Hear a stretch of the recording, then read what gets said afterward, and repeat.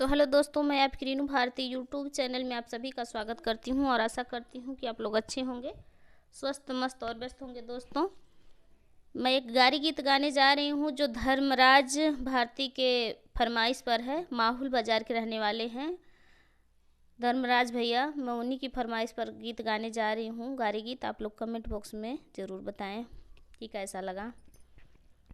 तनी देखा देवलिया पे काऊ लिखल बाय। तनी देखा धर्मराज भैया काऊ लिखल बाय। तनी देखा अतवार लिखल बा कि सोमार लिखल बा। तोहरे बहिना कई जुड़ुआ भातार लिखल बाय। देखा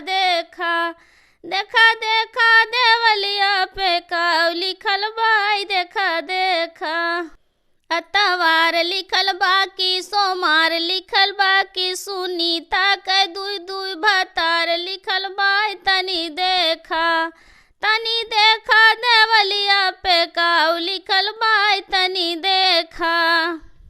तो धर्मराज भैया, अगर आपने गाना देखा हो तो प्लीज़ कमेंट ज़रूर करिएगा।